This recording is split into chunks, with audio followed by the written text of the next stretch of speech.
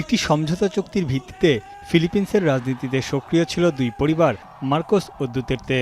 একটি জোট গঠন করে ক্ষমতা ভাগাভাগি করে সরকার পরিচালনা করবে তারা।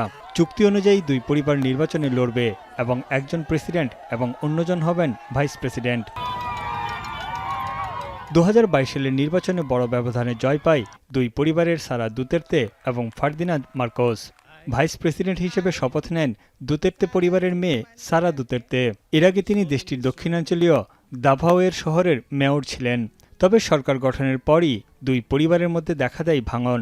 ফিলিপিন্সের রাজনীতিতে স্পষ্ট হয়ে ওঠে দুটি ক্ষমতালোভী ও উচ্চাকাঙ্ক্ষী পরিবারের দ্বন্দ্ব। এরপরই সারা দুতের্তের বিরুদ্ধে সরকারি তহবিলের অপব্যবহার, অবৈধ সম্পদ অর্জন এবং প্রেসিডেন্ট ফার্দিনান্দ মার্কোস সহ ফার্স্ট লেডি ও সাবেক স্পিকারকে হত্যার হুমকি দেওয়ার অভিযোগ ওঠে। সব অস্বীকার করে সারা দুতের্তে বলেন, এইসব অভিযোগ রাজনৈতিক উদ্দেশ্য প্রণোদিত। এসব অভিযোগের রাজনৈতিক কর্মী, ধর্মীয় গোষ্ঠী ও আইনজীবীরা ভাইস প্রেসিডেন্ট সারা দুতের্তেকে অভিশংসনের প্রস্তাব দেয়। নিম্নকক্ষে প্রস্তাবটি 318 জন আইন প্রণেতার মধ্যে 255 জনের ভোটে পাশ হয়। বিপক্ষে ভোট দেন মাত্র 25 জন এবং ভোটদানে বিরত ছিলেন 9 জন। এবার তা চূড়ান্ত করার জন্য পাঠানো হচ্ছে উচ্চকক্ষ সিনেটে। সেখানে পাশ হলে ভাইস প্রেসিডেন্টের পদ হারাবেন সারা দুতের্তে। শুধু তাই নয়, 2028 সালের প্রেসিডেন্ট নির্বাচনেও লড়তে পারবেন না তিনি।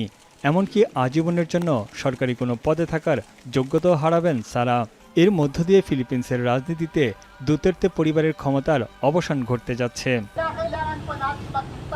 এর আগে 2025 সালে একই অভিযোগে সারা দুতের্তেকে অভিশংসন করা হয়েছিল। তবে অভিশংসন প্রক্রিয়ার ত্রুটি উল্লেখ করে অভিযোগটি বাতিল করে দেয় দেশটির সুপ্রিম কোর্ট। দ্বিতীয় দফায় অভিশংসন সফল করার দাবিতে প্লেকার্ড ও ব্যানার হাতে আন্দোলনে নামে দেশটির জনগণ।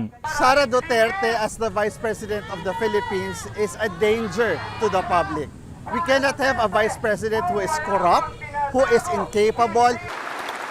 এদিকে মাদক বিরোধী অভিযানের নামে কয়েক হাজার হত্যাকাণ্ডের ঘটনায় ফেঁসে যাচ্ছেন সারা দুতের্তের বাবা, ফিলিপিন্সের সাবেক প্রেসিডেন্ট রদ্রিগো দুতের্তে। আন্তর্জাতিক অপরাধ আদালত তার বিরুদ্ধে মানবতা বিরোধী অপরাধের অভিযোগ এনেছে। শুধু তাই নয়, এই অভিযানের নেতৃত্ব দেয়া সাবেক পুলিশ প্রধান দেলা রোসাকেও দোষী সাব্যস্ত করা হয়েছে। তানভীর জনি, এখন বিশ্ব।